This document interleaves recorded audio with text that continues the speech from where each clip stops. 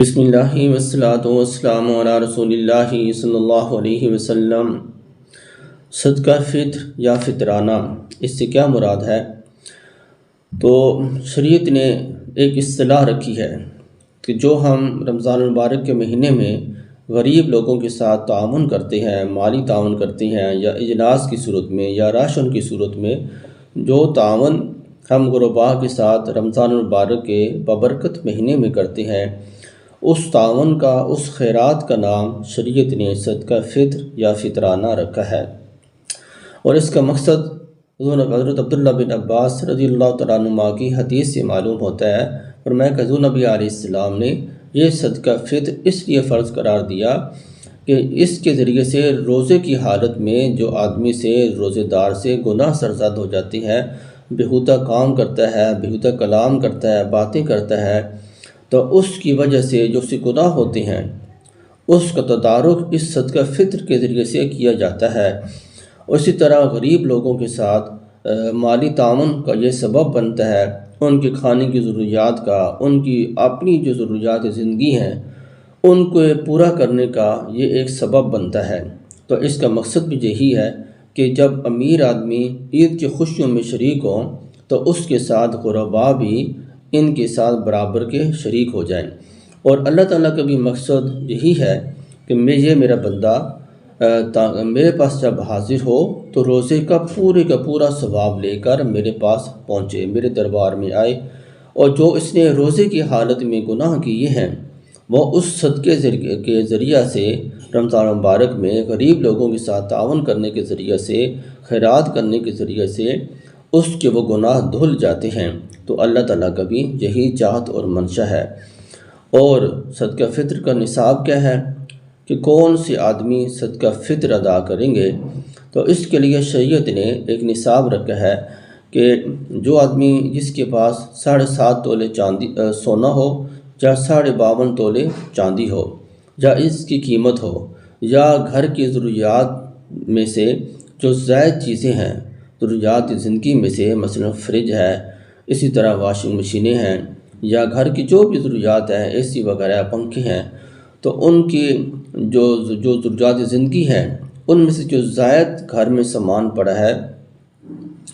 اگر اس کی قیمت لگائی جائے وہ ان دونوں نصاب میں سے کسی ایک نصاب تک پہنچ جائے، 52.5 تولے چاندی کے نصاب تک پہنچ جائے، یا 7.5 تولہ سونے تک پہنچ جائے، یعنی کہ اس کی قیمت تک پہنچ جائے، یا گھر میں کچھ نقدی ہے، کچھ چاندی ہے، کچھ سونا ہے،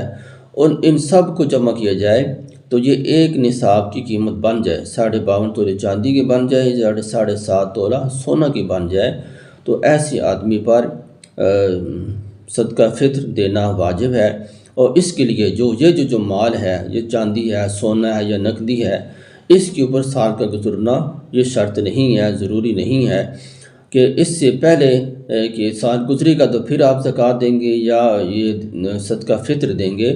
زکوٰۃ کے لیے سال کا گزرنا اس مال اسباب پر یہ شرط ہے، لیکن صدقہ فطر ادا کرنے کے لیے سال کا گزرنا یہ شرط نہیں ہے۔ آج کل کے حساب سے تقریباً 52.5 تولے چاندی کی قیمت 1,10,250 روپے تقریباً بنتی ہے، کم و بیش بھی ہو سکتی ہے۔ تو اتنی رقم کا سامان اگر گھر میں موجود ہو تو وہ آدمی صدقہ فطر ادا کرنے کا کے لیے وہ صاحب نصاب ہوگا، اس کے لیے صدقہ فطر ادا کرنا یہ واجب اور ضروری ہوگا کہ وہ صدقہ فطر ادا کرے۔ اب گھر میں جو گھر کا سربراہ ہوگا، والد ہے،